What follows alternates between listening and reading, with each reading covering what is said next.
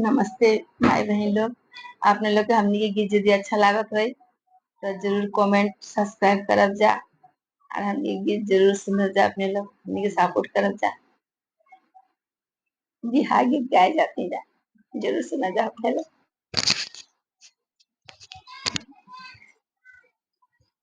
किचुआ हरियारा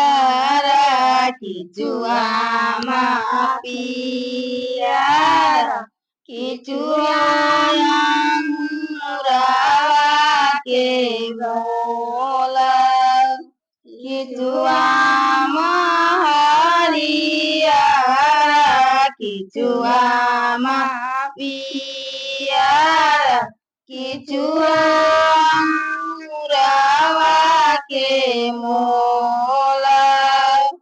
एक हरियारा एक पियारा एक के मोला एक के मोला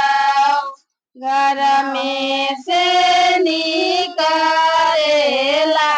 दुल्हा जानो दुल्हा झारी जुड़ी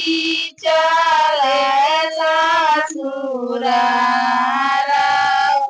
झारी जुड़ी चले ससुराल घर में से निकलेला दुल्हा जानो दुल्हा झारी जुड़ी चले ससुराल मरवा के ओते घुरेला जानो दुल्हा के बारी सासु हमार मरवा के ओते घुरेला जानो दुल्हा के बारी सासु हमार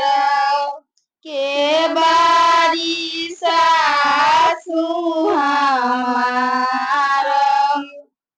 जिनके जे आँखिया में ढोल मोला लोरावा हो ओही बारी सासु हमार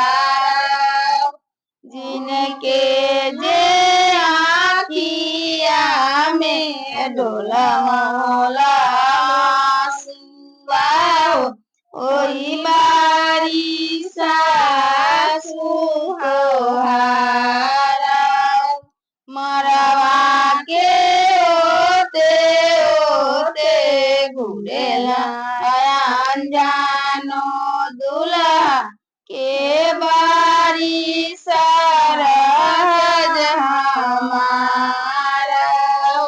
के बारी सरज हमार के जे लीला रामे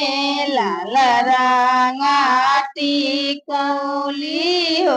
ओही बारी सरज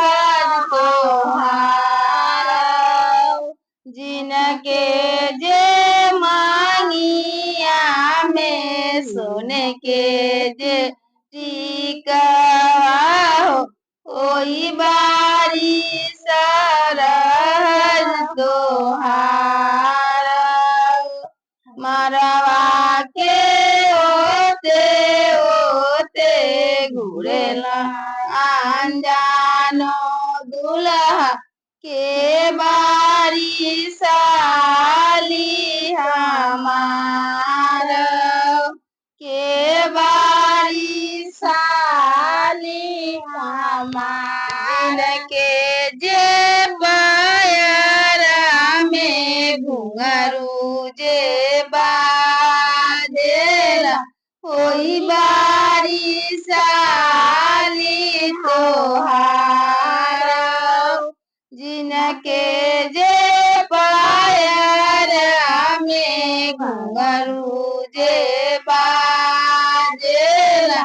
ओई बारी साली तोहार, ओई बारी साली तोहार।